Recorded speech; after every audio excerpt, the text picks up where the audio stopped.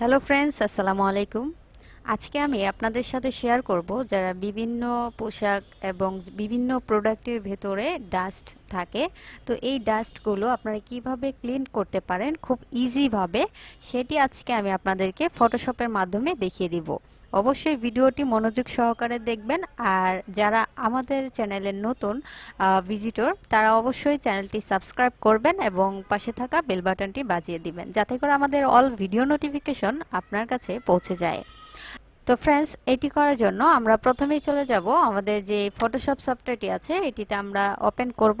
তো ওপেন করার পরে আমরা এখানে এরকম একটি ইন্টারফেস দেখতে পাবো এবং এখান থেকে আমরা চাইলে ফাইল থেকে ওপেনে ক্লিক করে আমাদের যে ইমেজটি আছে সেটি আমরা নিতে পারি, অথবা এখানে দেখতে পাচ্ছেন ওপেন নামে একটি অপশন আছে, আমরা এখানে ক্লিক করেও কিন্তু আমাদের ফাইলটি আমরা নিতে পারি।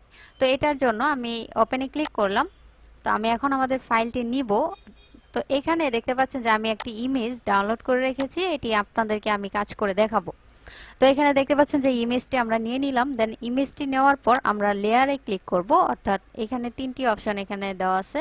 তো আমি লেয়ারে ক্লিক করলাম। লেয়ারটি এখানে দেখতে পাচ্ছেন যে এটা হচ্ছে আমাদের মেন যে লেয়ার সেটা। তো আমরা এখন এই লেয়ারটাকে একটি লেয়ার কপি করব। তো কপি করার জন্য আমরা কিবোর্ড থেকে কন্ট্রোল জে প্রেস করব।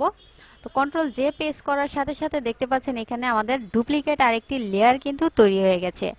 এখন আমরা যেটা করব, এখান থেকে ফিল্টার অপশনটিতে ক্লিক করব। দেন ফিল্টার থেকে দেখতে পাচ্ছেন নয়েজে যদি আমি মাউস রাখি তাহলে এখানে অনেকগুলো অপশন দেওয়া আছে। তো আমরা এখান থেকে জাস্ট ডাস্ট অ্যান্ড এটাতে ক্লিক করব। তো এটাতে ক্লিক করার পরে আমরা এইখান থেকে দেখতে পাচ্ছেন রেডিয়াস দেওয়া আছে 9 এবং এখানে এটাতেও 9ই আপনাকে দিতে হবে। তো আমরা এখানে 9 দিয়ে দিব, দেওয়ার পরে ওকে পেস্ট করে দিব। তো ওকেতে পেস্ট করার পরে এখানে দেখতে পাচ্ছেন যে আমার এখানে যে ডাস্টগুলো ছিল এগুলো কিন্তু এখান থেকে মুছে গেছে। এখন আমরা যেটা করব, এই লেয়ারটিকে সিলেক্ট থাকা অবস্থায় আমরা এখান থেকে মার্কস অপশনটিতে দেখতে পাচ্ছেন যে অ্যাড লেয়ার মার্কস। তো আমরা এটার উপরে একটি ক্লিক করব। তো এটার উপরে ক্লিক করার পরে এখানে দেখতে পাচ্ছেন যে আমরা যেখানে মার্কস করব সেখানে কিন্তু হোয়াইট কালার দেওয়া আছে। তো আমরা এটাকে ব্ল্যাক কালার করে দিব। তো ব্ল্যাক কালার করার জন্য আমরা কিবোর্ড থেকে কন্ট্রোল আই প্রেস করব। কন্ট্রোল আই প্রেস করার সাথে সাথে দেখতে পাচ্ছেন যে আমাদের এখানে কিন্তু লেয়ারটা চেঞ্জ হয়ে গেছে। তো এখন আমরা যেটা করব, এটার উপরে আমরা ব্রাশ দিয়ে ক্লিন করব।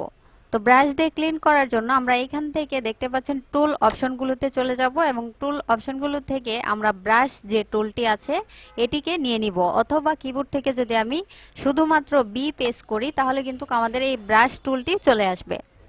তো ব্রাশ টুলটি আসার পরে আমরা তো এখানে দেখতে পাচ্ছেন ব্রাশের যে সাইজটা আছে এটা আমরা এখানে 40 রেখেছি এবং এখানে হার্ডনেস আমরা এখানে একদম 0 করে দিয়েছি এবং এখানে মডেল দেওয়া আছে নরমাল। তো এটা নরমালি থাকবে। দেন অপাসিটি 100% করে দিবেন এবং ফ্লো এখানে 100% করে দিবেন। দেওয়ার পরে এখন আমরা ব্রাশ দিয়ে এখানে জাস্ট ক্লিক করব। তো দেখতে পাচ্ছেন যে আমি এখানে এগুলোকে ক্লিন করে দিচ্ছি।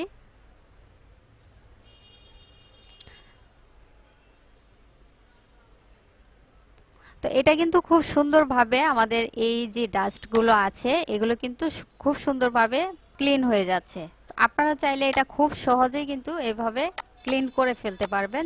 তো দেখতে পাচ্ছেন যে আমার এখানে কিন্তু ডাস্টগুলো ক্লিন হয়ে গেছে। তো এইভাবে মূলত আপনারা প্রোডাক্ট যে কোনো প্রোডাক্টের ডাস্ট আপনারা ক্লিন করতে পারেন, অথবা বিভিন্ন ড্রেসের মধ্যে যে ডাস্টগুলো থাকে এগুলো আপনারা ক্লিন করতে পারেন। তো এইভাবে মূলত ক্লিন করে ফেলবেন। তো এইখান থেকে আমরা চাইলে একটু এগুলো কালারগুলো একটু চেঞ্জ করে দিতে পারি। তো দেখতে পাচ্ছেন যে এখানে আমরা অনেকগুলো কালার আছে, এখান থেকে আমরা ডার্কেন করে দিব। তো দেখতে পাচ্ছেন এখন কিন্তু অরিজিনাল যে ইমেজটা ছিল আমাদের, দেখেন এটা ছিল আগের ইমেজ এবং এটা পরের ইমেজ। তো দেখতে পাচ্ছেন এভাবে মূলত আপনারা কিন্তু খুব সুন্দরভাবে এবং খুব স্মুথভাবে এই কাজগুলো করতে পারেন। তো ফ্রেন্ডস, আশা করি ভিডিওটি আপনাদের ভালো লেগেছে। যদি ভিডিওটি ভালো লেগে থাকে তাহলে ভিডিওটি একটি লাইক করবেন, কমেন্ট করে জানাবেন আপনাদের মতামত, আর বন্ধুদের সাথে বেশি বেশি করে শেয়ার করবেন। ধন্যবাদ। ভালো থাকবেন, সুস্থ থাকবেন। আপনার সুস্থতা কামনা করে আজকের মতো এখানেই বিদায় নিচ্ছি। আল্লাহ হাফেজ।